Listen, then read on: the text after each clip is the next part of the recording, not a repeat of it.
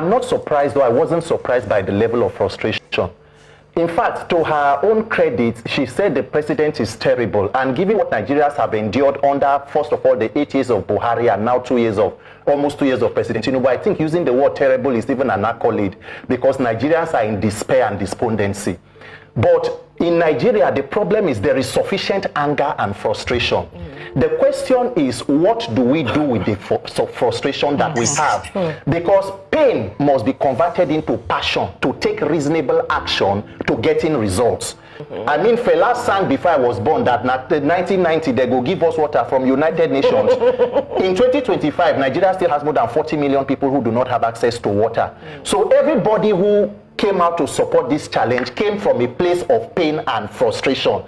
The question before Nigerians today would be, are we interested in solving the problem and bettering our lives, or we want to keep talking about it? Nigerians' problems have not changed in the past 2 decades. Whatever you are discussing today, we have discussed before on this show. And if you bring another guest, it will be discussing it with another guest, probably on a different topic. The question is, are we ready to put focus where it is needed? The president within this 30-day challenge traveled out of Nigeria to a foreign country to meditate about his reforms for his country. So that should give you the perspective about Nigerian politicians. And we must be very honest and clear. Every system in Nigeria today is failing. The only aspects that are doing well is crime and corruption, criminality. And if we want to fix it, it must be from the root cause. Whether you want to talk about bad law enforcement, bad civil service, bad judiciary, the mother, the parent stock of it all is bad government. Nigerian politicians are the luckiest set of human beings in the world because there are no consequences or accountability to whatever that they do. Nigerian leaders have not seen maximum civil pressure that puts them on their toes.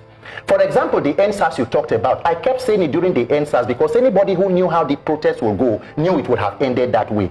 We were shouting on the streets for how many days? NSAS, NSAS. Nobody was looking at the bigger picture. If you NSAS, you will protest against NSCDC, EFCC, Army, DSS. The parent stock is a bad law enforcement system. After 3 days, Buhari came out and said, we have ended SARS. The question will be, why were you still on the street? If you talk about the end bad governance protest, let me ask you, how do you end bad governance? You end bad governance by electing good governance. How do you elect good governance? It has to be through INEC. INEC is the weapon that is fashioned against Nigerians. What is the deterrence for performing badly? If President Tinubu fails to attend to the 30 days run challenge, how would you address him? How do you hold him accountable? If in 2027 the government is able to rig themselves back into power, what happens to the people? So there must be a way of holding public leaders accountable. That is how you must get them to do what they need to do. All right. Randy Peters have been up on this particular journey for the longest, and he's my friend and brother, and I appreciate him. First, I think it's high time we gave him a huge follow, so I'm tagging him for us to follow him. His message has been very consistent, and he stayed on the path that seems to provide clear-cut direction. For many of us, we just share random thoughts on various issues, varying issues. Sometimes we do not really even have the time to offer solutions to some of the problems. We just create awareness around certain conversations, and in some cases, for a few of us, we're able to say, okay, this is solution one. But for Randy, he's been very consistent with solutions to our governance problem, and it's enough for us to give him a follow, Charlie, on this platform. So I'm tagging him so you can follow him. That's one. The two,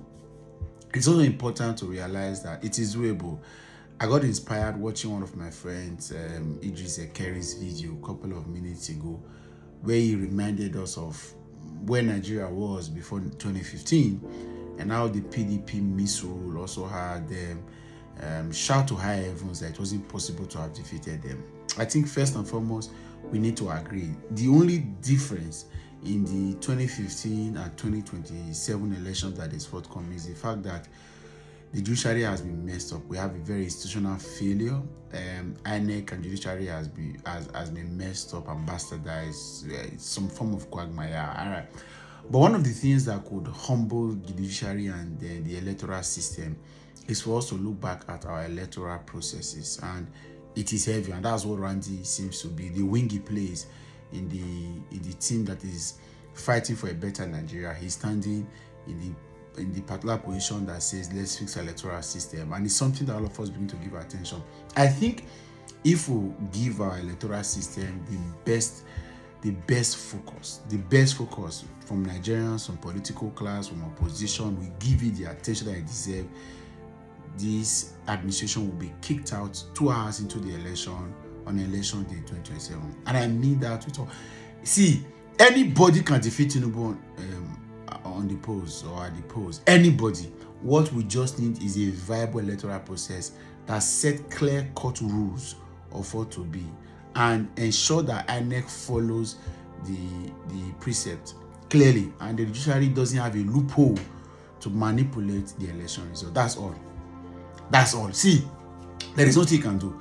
When we have all of the manipulation they are doing, is the fact that they are aware that they have the electoral system at their pocket or in their pocket, and they can still do anything. So I think it's high time as Nigerians we stop all of this protesting in various regard.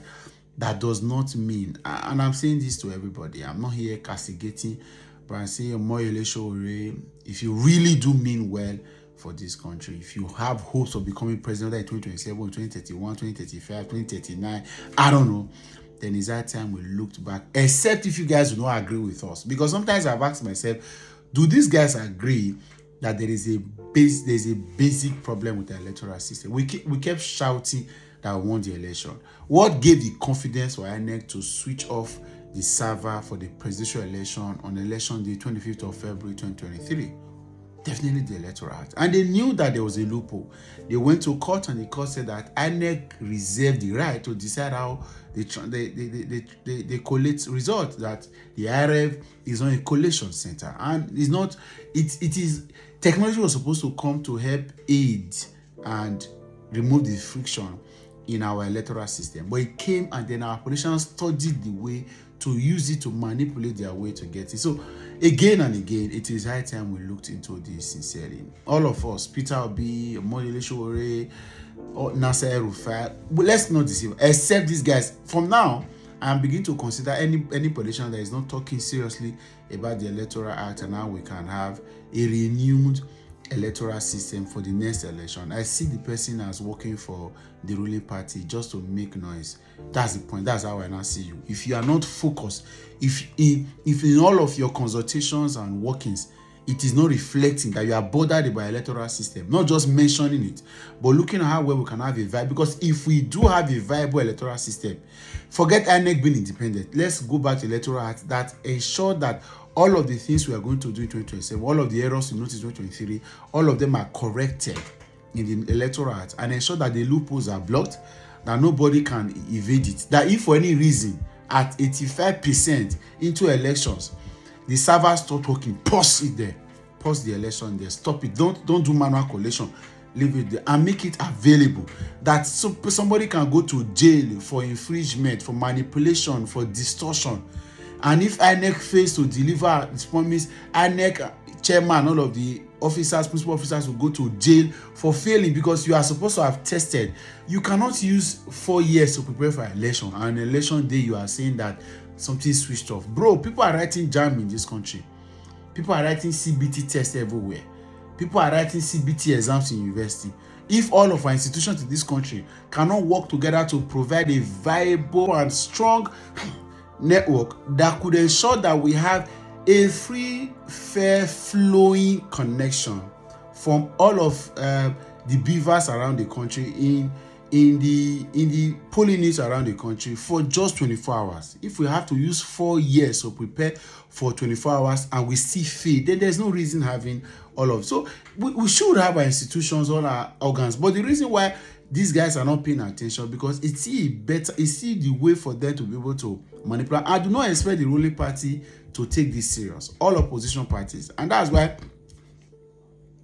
I also believe that he started the opposition game plan, the merger, the coalition will help all of us to be able to say, okay, look at what we should focus on right now while we are looking for or shopping for the best candidate. So at the end of the day, I think that's the focus. If as a politician, as an opposition, you are not concerned about how well, because that's the only fear. That's what these guys are using to whip, and there will be serious voter party 2027 if we don't fix our electoral system. If people do not trust that what happened in 2023 will not happen in 2027. Forget all of the idiots and mumus going around to say you cannot win the election. They're analyzing, they are trying to make you see, oh, this one divided, this one vote. It's a lie.